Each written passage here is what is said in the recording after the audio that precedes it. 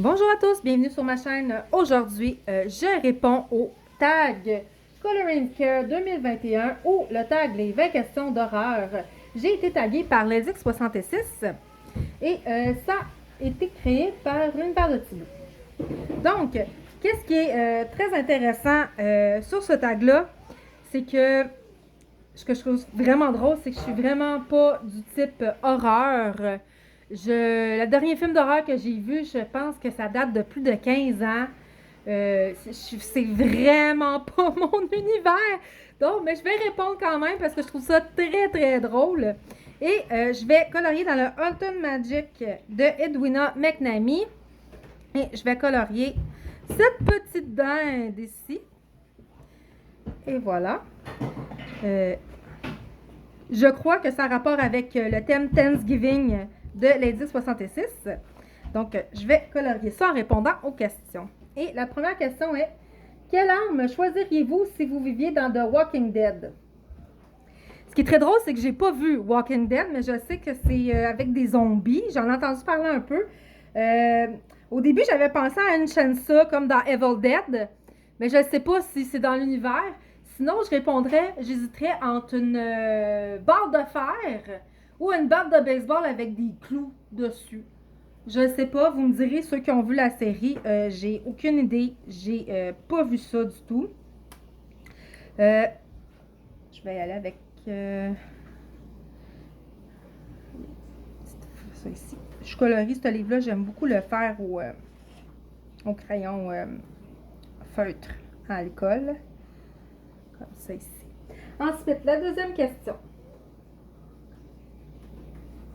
Si vous étiez payé pour passer la nuit dans une maison hantée, le feriez-vous et combien devrait-il vous donner? Je vais refuser tout l'argent du monde. Ce sera pas assez cher payé pour me convaincre d'aller passer une nuit dans une maison hantée. Donc, non merci, je vais passer mon tour sur la maison hantée. Donc, là, pour la deuxième question. Je vais juste colorier un petit peu ici. Et voilà. Ensuite, la troisième question. À quelle superstition, légende urbaine croyez-vous? Maintenant, j'en crois plus vraiment. Fait que là, comme je vous dis, c'est plus vraiment mon style. Je les connais pas vraiment, mais je sais qu'il y en avait deux particuliers qui me faisaient peur avant, que je faisais enfant, que je faisais souvent. C'est quand on passait devant, quand j'étais en auto avec mes parents, puis qu'on passait devant un cimetière, j'arrêtais de respirer le temps qu'on passe devant le cimetière. Je ne sais plus c'était pourquoi, si tu respirais, qu'est-ce qui arrivait, mais ça me faisait vraiment peur quand j'étais enfant. Et l'autre truc aussi qui me faisait peur quand j'étais enfant, c'est pas enfant, c'est plus adolescent, c'est la nuit quand tu conduis sur l'autoroute puis que tu vois c'est plus adolescent adulte, quand tu vois une voiture devant toi qui n'a pas ses lumières allumées la nuit, de ne pas le flasher pour lui dire d'allumer ses lumières parce qu'il va partir après toi. Il semblerait qu'ici, au Canada puis aux États-Unis, c'est une tactique des gangs de rue et des motards de faire ça pour faire du mal aux gens. C'est comme la légende urbaine, c'est qu'ils font ça pour pouvoir tuer la personne qui répond ou lui faire mal, ou ça fait partie de leur truc de gang. Fait que ça me faisait, au début quand je conduisais, ça me faisait excessivement peur. Donc, il y aurait ça. Est-ce que je crois maintenant? Plus du tout. Ben ça passe souvent, là, la légende des autos avec pas de lumière qui conduit la nuit. C'est une légende urbaine qui a duré de nombreuses années et qui me faisait beaucoup peur. Donc, quand je voyais quand je conduisais la nuit puis que je voyais qu'un auto n'avait pas ses lumières, ben je le flashais pas, tout simplement. Donc, voilà pour la troisième question. Et, comme vous voyez, c'est des feutres diverses et variées à alcool, là. Donc, quel film d'horreur ne t'es jamais-tu remis? Je sais pas le titre, mais je vous avais dit dans ma vidéo des coloriages du mois que j'ai une hantise des vampires. Et c'est grâce à un film d'horreur d'un vampire, mais c'est un vraiment vieux film d'horreur, là. Je pense qu'il date des années avant 1950. Et je me souviens plus, c'est un membre de ma famille. Je me souviens même plus c'est qui le membre de ma famille qui l'a écouté. Et j'ai vu l'image de Dracula. Et c'est pas Entretien avec un vampire, là. C'est un autre film complètement différent. Et il m'a traumatisée. J'ai eu peur des vampires une bonne partie de ma vie. Là, j'ai plus peur, mais je les aime pas plus. Je les aime pas plus. Mais c'est vraiment dû à ce traumatisme-là. J'ai aucune idée c'est quoi le film, mais il va me marquer toute ma vie, ce film-là. Donc, c'est celui-là qui est la cause de tout. Parce qu'évidemment, j'étais jeune quand j'ai vu ça. Là, je parle de ces images-là, je les ai vues, j'avais même pas. Je devais avoir en bas de 5 ans. Je devais avoir en bas de 5 ans, donc je m'en souviens plus, c'est loin. Donc, voilà pour la question. Et c'est loin, c'est une scène et ça m'a traumatisée pour ma vie durant. Donc, voilà. Le numéro 5. Quel est votre livre de coloriage effrayant et ou l'Halloween préféré?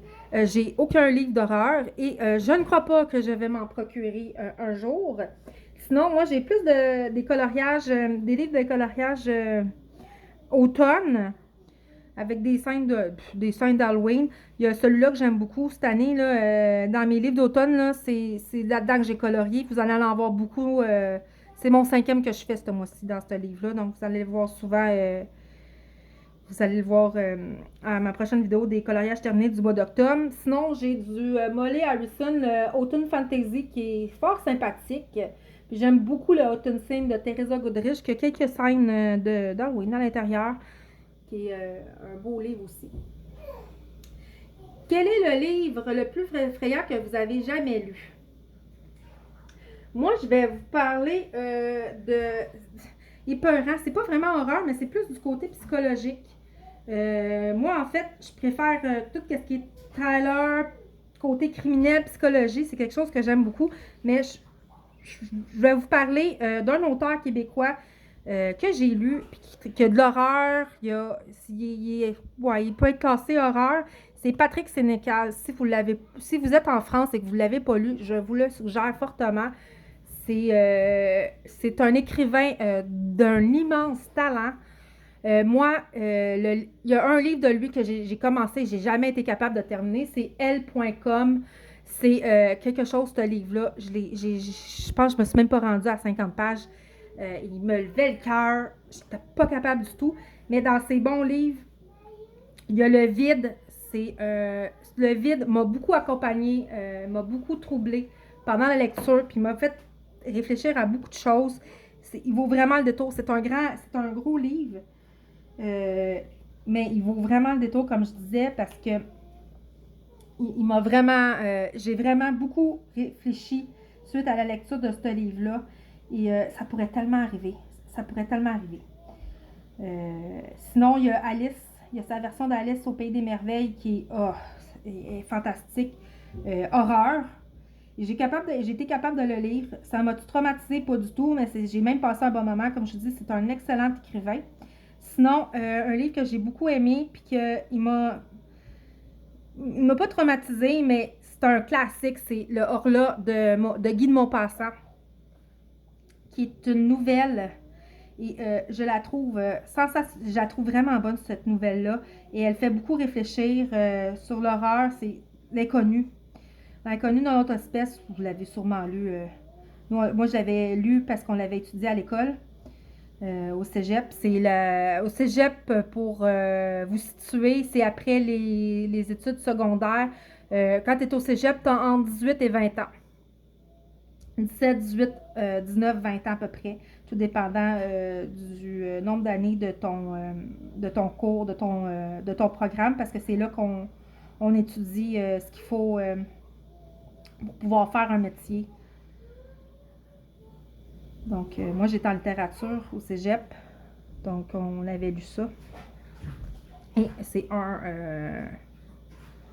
j'ai beaucoup aimé l'Horla de Maupassant. Et Patrick Sénécal. Patrick Sénécal, il y avait aussi Le Dernier Passager qui est super intéressant. Il y avait Les 7 jours du Talion. Ils l'ont fait en film. Et excellent film. C'est très marquant parce que dans ce film-là, il y a zéro musique. La seule musique qu'il y a, Je pense qu'il n'y a même pas de musique au générique. C'est le silence total. Il n'y a que les dialogues et les bruits de fond. Si vous êtes capable de le trouver en France, je vous le suggère fortement. C'est une histoire poignante, par exemple, et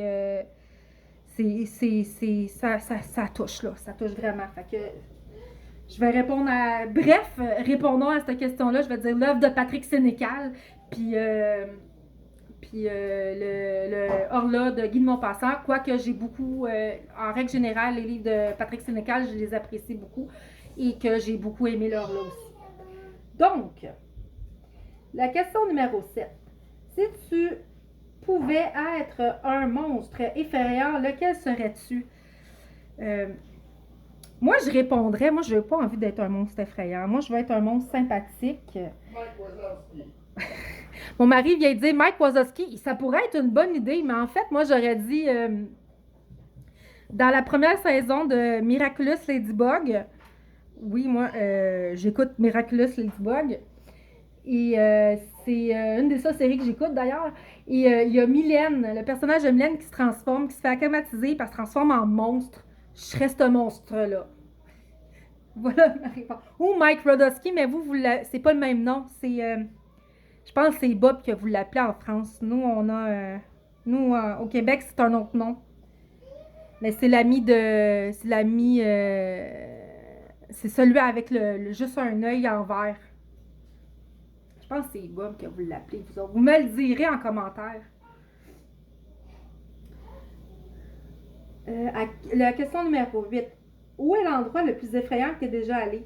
Ça date de l'adolescence, mon école secondaire. Je pense que c'est le lycée, vous autres, en France, que vous dites, là.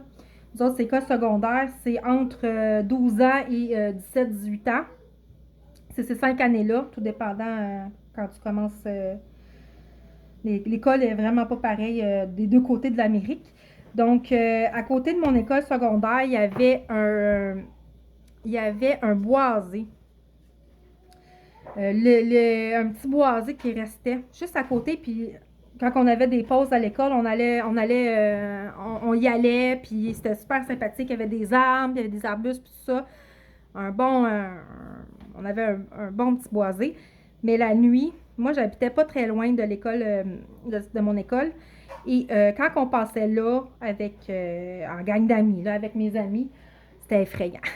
Parce qu'on se mettait toujours des idées de « Hey, il y a quelqu'un qui pourrait être caché dans le boisé puis nous attaquer. » Puis, ouais, on s'était monté des histoires effrayantes là-dessus. Donc, c'était cet endroit-là qui est resté imprégné, endroit effrayant. Question numéro 9. Avez-vous peur du noir et si oui, qu'est-ce qui vous fait le plus peur? Oui, j'ai peur de l'obscurité. Ça date de mon traumatisme avec Dracula, qui date de vraiment, comme je vous expliquais tantôt, de vos questions. Donc, moi, c'est sûr que je vais toujours avoir une veilleuse d'allumée. C'est ça depuis que je suis enfant, très jeune enfant. Et qu'est-ce qui me fait peur aussi, un peu dans l'obscurité, c'est le fait de ne pas voir. Moi, je suis très myope. Donc, la nuit, c'est sûr, on ne porte pas nos lunettes quand on dort. Donc, c'est le fait de ne pas voir vraiment de façon claire qu'est-ce qu'il y a autour de moi. Parce que déjà là, il y a de l'obscurité de 1, puis de 2, c'est que sans lunettes, je vois presque rien sans lunettes. Donc, ça l'ajoute. 10. Allez-vous aux toilettes avec des lumières allumées ou éteintes après un film d'horreur? Et si oui, vous avez un placard... Et non, excusez. Et si vous aviez un placard, auriez-vous besoin d'avoir la porte complètement fermée pour dormir? Moi, j'ai toujours une lumière allumée chez nous. Entre le corridor, entre la salle de bain et les chambres, est toujours allumée. Donc, et surtout, la question, c'est que j'écoute pas de films d'horreur. Fait que j'ai pas une peur à propos de ça là. La veilleuse est plus là pour qu'on puisse bien voir et pas se faire mal en y allant. Donc, là-dessus, c'est ça. Et le placard fermé. Moi, ça me dérange pas, fermé ou pas fermé. J'ai aucun problème avec ça. D'ailleurs, parce que j'écoute pas de films d'horreur. Fait que j'ai pas de traumatisme là-dessus. 11. Préférez-vous regarder des films d'horreur avec d'autres ou seul? Les fois que je les ai vus, les films d'horreur, j'étais avec des amis. Et j'ai vu un film d'horreur. Je pense que j'ai vu un film d'horreur avec mon mari. il y a très longtemps, donc j'ai jamais été toute seule à regarder des films d'horreur. Comme je vais me répéter, mais c'est vraiment pas mon style, donc j'en écoute pas. 12. Veux-tu être un vampire, un zombie ou un loup-garou et pourquoi? Moi, je me suis rendu compte en préparant le tag, j'ai arrêté de colorier, désolée. En regardant le tag, je me suis rendu compte que les films que j'avais vus en grande partie et que j'avais plus apprécié, c'est des films avec des zombies. Donc, je vais répondre zombies parce que je trouve qu'ils ont un petit côté sympathique. Bon, ben même si, évidemment, tu te fais... j'ai des chances de ne pas rester immortel comme un vampire, mais est-ce que je veux vraiment être immortel? Je sais pas, c'est une bonne question à poser, mais je vais répondre zombie là-dessus parce que je les trouve fort sympathiques puis que j'écoute pas de films de vampires. J'écoute pas de films de... J'écoute pas vraiment de films de monstres. Les films de loup-garou, à part le loup-garou du campus, c'est pas quelque chose que j'ai vraiment regardé. Donc, je vais répondre ce que je connais. Donc, les zombies. D'ailleurs, il y a un film de zombies version québécoise qui est sorti hier, je crois. Et qui pourrait être intéressant. Peut-être je l'écouterai lorsqu'il sortira sur Internet. Voilà. Ensuite, 13. Participeriez-vous à la course zombie, qui est un événement urbain qui ressemble à une course amusante hantée? Si oui, seriez-vous un zombie ou un coureur? Il y a déjà eu une course de zombies à Montréal. J'étais pas allée, mais si jamais l'occasion se présenterait, je trouverais ça intéressant de participer. Pourquoi pas? Et je serais un zombie, parce que ça a l'air, ça juste côté créatif de créer un costume puis un maquillage, ça doit être le fun à faire un maquillage puis un costume de zombie. Donc, voilà. 14e question. Préférez-vous sanglant ou effrayant ou mignon effrayant? La réponse est très simple. Mignon et effrayant. 15. Qu'est-ce qui vous fait le plus peur d'être seul à la maison? Qu'est-ce qui vous fait le plus peur lorsque vous êtes seul à la maison? Moi, c'est la nuit, les bruits bizarres. Quand que la maison elle bouge ou quand il y a du vent ou quand il y a des petits... Des fois, ça arrive... il y a moi, ça arrive des fois chez nous, il y a un camion lourd qui passe puis qui fait du bruit, là, qui fait un gros bruit sec et soudain. Ça peut me réveiller en sursaut. Fait que ça, je trouve ça fort. Ou quand le vent il fait tomber quelque chose de l'eau par terre, puis ça fait bang, là, ça fait peur. Ça fait peur. 16. Préférez-vous marcher dans un champ de maïs ou une forêt dans le noir? Moi, j'ai le goût de répondre ni l'un ni l'autre. C'est une question effrayante. Effrayante, pardon. Qu'est-ce que je préférais? Le champ de maïs ou la forêt? Les deux sont effrayants. Le champ de maïs. Le champ de maïs. Je vais répondre le champ de maïs. Là, je vois pas ce que je fais. Sinon, je vais repasser. Donc, le champ de maïs. Si vous pouviez faire une boisson, ça c'est la question 17. Si vous pouviez faire une potion magique, que feriez-vous et quel ingrédient faudrait-il pour la préparer? Moi, je ferais une recette pour donner de la joie. Parce que c'est le fun d'être joyeux, puis ça fait... C'est ça. Des fois, je trouve qu'il manque de joie dans la vie. Donc, ça serait un genre de potion dans l'intérieur, qu'est-ce qu'il y aurait? Ça serait un genre de boisson des îles. Avec de l'ananas, de la noix de coco, de la vanille. Genre un pina colada. Ça serait un pina colada. Tout simplement. Puis lorsqu'on le boit, ben, on est joyeux, puis on est de bonne humeur, puis on est bienveillant. Et voilà. 18. Quel était votre costume d'Halloween préféré de tous les temps? Mon costume préféré de tous les temps, il y a une année, je m'étais déguisée en Dorothée du Magicien d'Oz. À un moment donné, j'avais décidé de me déguiser en... Je vais répondre, non. En boîte postale. Cette année-là, j'avais dit, tiens, je vais me déguiser en boîte postale. Puis j'avais eu tellement de plaisir à créer ce costume-là avec ma mère que je vais répondre oui. Ça a été l'année où j'ai eu le plus plaisir pour le déguisement parce que c'était une idée complètement qui sortait des normes. Puis on avait dû faire mon costume parce que ça n'existait pas dans le temps, des costumes de casier postal, de boîte à mal, comme on dit par chez nous. Sinon, j'ai eu des costumes de filles aussi que j'ai bien aimés, mais j'ai jamais eu autant de plaisir que l'année où je me suis déguisée en boîte postale. Puis je devais avoir, j'avais quel âge? 6-7 ans, j'étais pas vieille. Donc 19. Qui préférez-vous avoir comme ami? Michael Myers, Pennywise, Alien, Predator ou Freddy Krueger et pourquoi? Moi, honnêtement, dans tous ces monstres-là, le seul que je connais, que j'ai vu, dont j'ai vu un film de leur série respective, c'est Michael Myers. Et j'ai pas le goût de répondre Michael Myers parce qu'il est quand même épeurant, Michael Myers. J'ai vu une partie du film de Predator avec Arnold Schwarzenegger. Puis je vais répondre lui parce que la bébite, elle vient une fois, puis elle vient une fois genre aux 150 ans, 200 ans. Fait que si je suis chanceuse, je la croiserai pas. Mais ça serait mon ami pareil. Fait que je vais répondre ça. Puis la question, pourquoi? Parce que c'est la bébite qu'on a moins de chances de tomber dessus. That's it. Tout simplement. 20. Veuillez identifier 3 personnes pour participer au Scare Tag. Je vais quand même le faire, même si on est le 31 octobre, pardon, qu'aujourd'hui c'est l'Halloween, que demain, on est rendu au mois de novembre, mais je vais quand même taguer 3 personnes. Si vous voulez le faire, faites-le. Sinon, c'est pas plus grave que ça. Donc, je vais taguer Ice Angel Coloriage. Je vais taguer Pumpy Fantasy. Et je vais taguer les plaisirs d'Ergona. Et en commentaire, si vous voulez répondre à ce tag-là, en commentaire, je serais très curieuse d'avoir vos réponses et de les lire. Donc, c'est tout pour le tag. Je te remercie, les X, de m'avoir tagué.